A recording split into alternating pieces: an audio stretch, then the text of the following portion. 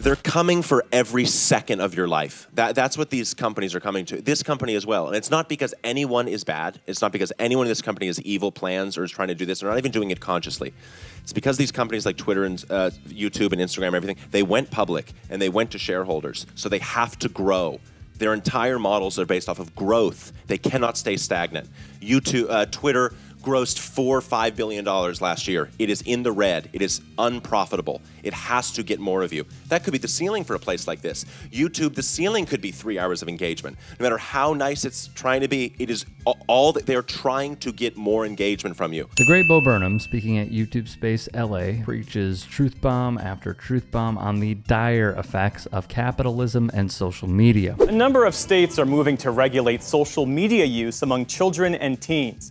New York State is the latest, with a new law that would allow parents to block their children from getting social media posts suggested by a platform's algorithm.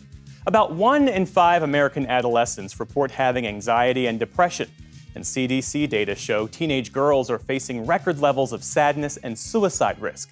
It all comes amid a larger conversation about social media and smartphones. Even with the data that has been compiled, these companies that are coming out of Silicon Valley could care less, because even with these declines in the youth, the profit margins are what matters. We used to colonize land. That was the thing you could expand into, and that's where money was to be made. We colonized the entire earth. There was no other place for the businesses and capitalism to expand into, and then they realized human attention. They are now trying to colonize every minute of your life. That is what these people are trying to do.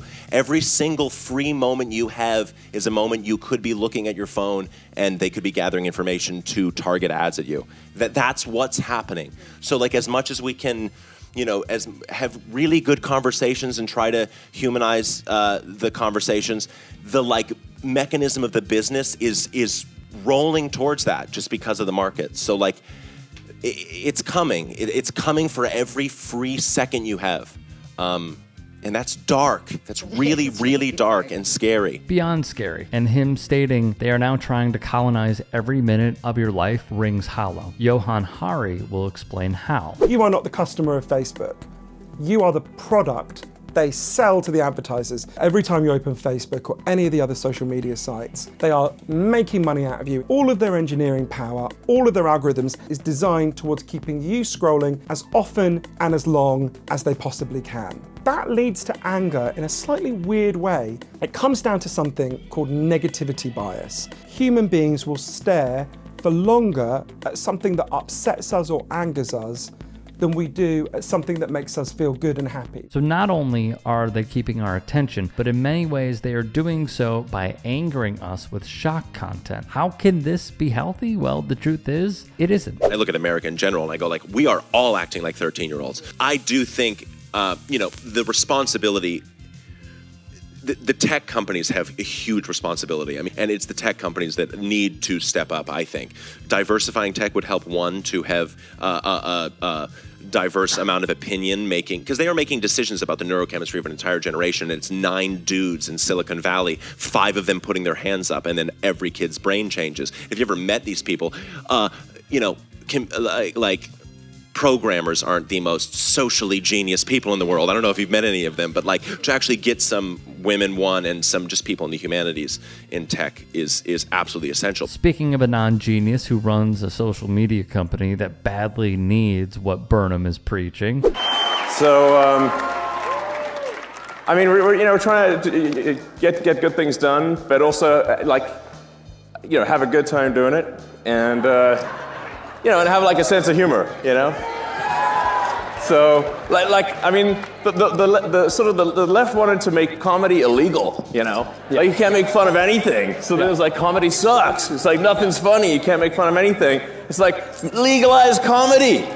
Yeah. Not only does this man need to be far away from government and running a social media company, he needs self-reflection. He's also an example of a man-child who is chronically online and cares about his image, which continues to falter with each passing day. Why do you think Snapchat exists? Why do you think they would make a company for 13-year-olds where a photo disappears after 24 hours? Why do you think kids would want to use that? You know, I've been to Silicon Valley. I've met these places. They're buildings full of 300 people who are all employed to give children what they want, not what they need. The base interests of children's wants. Because before, you wanted to get to a kid, you had to appeal to their parents, because their parents would turn the television off. So if you wanted to make a program for a kid, it had to appeal to their parents, because their parents were in control of the media they consumed. The kids have direct access to it now, so it doesn't matter. And there's an entire dialogue happening between these tech companies and kids that parents are completely unaware of. And entire companies and apps evolving and changing based on a complete dialogue with kids like ids. It's wild, wild, wild, wild stuff. It is wild stuff. In addition, as parents, we can only do so much in this day and age to try and protect our kids from the dangers all of these companies dabble in to capture the minds of the youth. We're in the middle of a youth mental health crisis in America. This is the defining public health challenge of our time. And I'm very concerned that social media has become an important contributor to the pain and struggles that many of our young people are facing. The impact social media platforms like Facebook, Instagram, and TikTok have on the public, notably teens, is unquestioned. But what's still at play is how much of that impact is negative. We saw a big decrease in teen mental health, increase in depression, which was pretty well time-locked to when social media got really big and when it became super engaging. In a recent CDC study from 2011 to 2021, when social media use was booming, the percentage of teen girls who reported persistent feelings of sadness or hopelessness increased by nearly 60%. Unfortunately, the state of data sharing in 2023 is worse than it was in 2022 and 2021. Companies have largely sort of en masse closed databases that and APIs that were used by academics to understand what sort of behavior was like on the platforms. This is a time when we're saying as a community, we have to pay attention, we have to do something different immediately. This is an urgent scenario right now. Hey, I appreciate you watching. Now, if you can, please do become a channel member by going to youtube.com/TYTsports and clicking the join button. If that's too much for you, you can just go to tyt.com/join to become a member. It helps all of us out here at the Young Turks and keeps our network afloat. In addition, you could follow me on my socials on Twitter, Instagram, and TikTok. Appreciate the love. Have a great day. Calling out elite people in comedy should be the rule of thumb. I think Donald Trump's hair is actually another creature. Yeah. The hair's like going, good night, Donald. Good night, Donald. There we go. Maybe it goes out. It goes out and makes money while he's asleep. There is something about punching down that feels taboo, and punching up is the way to go. Crack's not really my thing, but if it was, it would be fine if I was on that side. Wow. Don Jr.'s on coke. We won with poorly educated. I love the poorly educated. I'm a very stable genius.